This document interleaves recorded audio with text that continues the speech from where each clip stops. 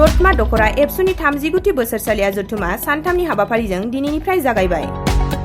2, 3 आरो 4 नबेम्बर सानथामनि मेहेरगोनां हाबाफारिनि गेजेरजों खुंफुंजानो गोनां दतमा दखरा दुलाराय बर' फरायसा आफादनि 39थि बोसोरसालिया जथुमा लोगोसे सनाथि मायथाइ फोरबो फालिथाया दिनैनिफ्राय जागायजेनबाय। दिनै जागायजेननाय सानाव हाबाफारि बायदियै गाहाय दरखं बेखेवनाय आरो बिरसिलागां गाहाय सायनासालि रुंसारि बुदलाबसु ब्रह्म हौवासा मावसोमबादा, सबिता ब्रह्म चौधुरी हिन्जावसा मावसोमबादा आरो जामुंसालि बेखेवनाय हाबाफारिया जानानै थाङो। गाहाय हाबग्रा दरखंखौ बेखेवना कन्ट्रेक्टर लोगोसे समाज सिबियारि मनब सेवा संघनि आफादगिरि बिरखां बर'आ बेखेवना होयो। लोगोसे गाहाय सायनासालिखौ बेखेवना होयो जिके एकाडेमि दतमानि गोरायुं अजित कुमार ब्रह्मआ। हाबाफारियाव बाहागो लाना दतमा दखरा दुलाराय बर' फरायसा आफादनि आफादगिरि सन्जीब कुमार ब्रह्म बिथाङा बे जथुमायाव फरायसाफोरनि सोलोंथाइ आरो समाज फोसाबनायजों लोगोसे गेलेमु आरो आबादारि बायदि बिथिंखौ लाना सावरायनाय जागोन होनना फोरमायो। बे समाव दतमा दखरा एबसुनि आफादगिरि सन्जीब कुमार ब्रह्म बिथांजों लोगोसे बानजाय आफादनि मासिगिरि रुपेन्द्रनाथ ब्रह्म बिथाङा मा फोरमायदों खोनासंदो।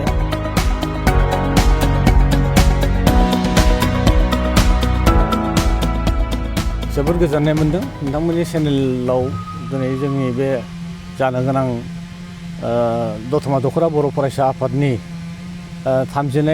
39थि बोसोरसालिया जथुमाजों लोगोसे सनाथि मायथाइ फोरबो फालिथायखौ नोंथांमोननि गेजेरजों बुंफोरनो मोननानै गोजोननाय मोनदों। सिगां आङो आंनि गोसोनि मोजां मोननायखौ नोंथांमोननिसिम बावहरनाय जाहैबाय। जों आसा खालामदों बे दतमा दखरा बर' फरायसा आफादनि सनाथि मायथाइ फालिथाय फोरबोजों लोगोसे जोंनि बे ओनसोलनि माने दावगानाय थांनाय थैनाय आरो उन्नतिनि हाबाफारिफ्रा बेहाय सावरायनायनि गेजेरजों सुस्रांजागोन। जों आसा खालामदों दुलाराय बर' फरायसा आफादा जेब्लाबो हारिनि अलखद समाव गोबां हाबा मावबोदों आरो गोबां जोंनि हारिनि गोग्लैसोनानै थानाय माखासे बिथिङाव नोजोर होनानै हाबाफारि मावबोबाय थानायखौ जों नुदों। दा दिनै दतमा दखरा बर' फरायसा आफादनि बे बोसोरसालिया जथुमाजों लोगोसे सनाथि मायथाइ फोरबो फालिथायाव जों आसा खालामदों बिनि गेजेरजों जोंनि ओनसोलनि गोबां गोग्लैसोनानै थानाय माखासे हाबाफारिफोरखौ मावफुंलांनो थाखाय सावरायनायनि गेजेरजों माबा मोनसे राहा लामा लागोन बेखौ आं आसा खालामदों। आरो गेवलां मेलाव जोङो गाहाय आलासि हिसाबै हांख्रायहरनाय जाहैदों दुलाराय बर' फरायसा आफादनिनो मानगोनां आफादगिरि बिथां दिपेन बर' आरो बेजोंनो लोगोसे जोंनि 30 क'क्राझार MLA सिटनि मानगोनां MLA लरेन्स इस्लारि बिथांखौबो हांख्रायनाय जादों। बेजों लोगोसे जोंनि बे ओनसोलाव थानाय गुबुन गुबुन आफादफोरनि दैदेनगिरि लोगोसे बारग' EMफोर आरो MCLAफोर बिथांमोनखौबो हांख्रायहरनाय जाहैदों आरो बे ओनसोलनि रायजो राजानि मदद लानानै जों बे हाबाफारिखौ मावलांनो थाखाय आखायाव लानाय जादों। आं बेनि गेजेरजों खावलायगोन जोङो साफ्रोमबो जोंनि दतमा ओनसोलनि रायजो राजाया बे जोंनि जानो गोनां सनाथि मायथाइ फोरबोआव बाहागो लानांगौ। मानो होनोब्ला जोङो मोजां गाज्रि सावरायलायनायनि गेजेरजों थान्दै मेलनि गेजेराव बेखौ सावरायलायनायनि गेजेरजों गोबां माखासे जोंनि सिङाव हाबनानै थानाय गाज्रि आखुथाय फरायसाफोरनि गेजेराव गाज्रि मोनसे लामाजों थांनो नागिरनाय रायजो राजानि समाजखान्थिया बेले बेजे जानो फैनाय बेफोरखौ सावरायनायनि गेजेरजों माबा मोनसे सुस्रांनायनि राहा लामा लानो हागोन। बेखायनो आं खावलायदों जिहेथु बर' फरायसा आफादा हारिनिनो मोनसे गोनांथार माने माहारियारि आफाद। बेखायनो बिथांमोनखौ जों हेफाजाब होनानै बिथांमोनखौ जोङो जाहाथे बे जोंनि हारिनि मावनाय दांनाय माने बेले बेजेनि गेजेरजों आरो गाज्रि आखुफोरनि गेजेरजों गोग्लैसोनानै थानाय बे हाबाफारिखौ फोजोबस्रांनायाव जाहाथे सावरायनायनि गेजेरजों मदद मोनो। बेखायनो आं खावलायदों रायजो राजा बयबो बाहागो लानांगौ आरो जोङो बिथांमोननि बे मेलखौ जाफुंहोनांगौ आरो बेहाय सावरायनायनि गेजेरजों जोङो जोंनि थांना थानायनि माखासे लामाफोरखौ जोङो सायख'नानै लानांगौ। बे फुंबिलिनि नोंथांमोननिसिम बे समाव बड'लेण्ड बुब्लि आरो बड'लेण्ड रादाब नोंथांमोननिसिम बे समाव दतमा दखरा दुलाराय बर' फरायसा आफादनि जानानै गोजोननाय आरो बरायनायखौ बे समाव जासिहरबाय। जे दतमा दखरा दुलाराय बर' फरायसा आफादा जे 39थि बोसोरसालिया जथुम्मा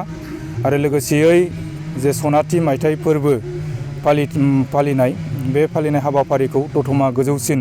फरायसालिनि गेलेग्रा गेवलां फोथाराव सानथामनि हाबाफारि लानानै दिनैनिफ्राय जागायनानै 2, 3 आरो 4 अक्ट'सिम जोङो जे हाबाफारि जे सनाथि मायथाइ फोरबो फालिनाय बे हाबाफारिखौ जोङो गाजा गोमजायै जोङो गुबुन गुबुन हाबाफारिनि लानानै जोङो गेलेनाय हारिमु राव थुनलाइ गासिबो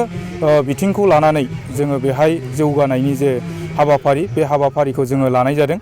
आरो बेजों लोगोसे दतमा दख'रा दुलाराय बर' फरायसा आफादा जे डेलिगेट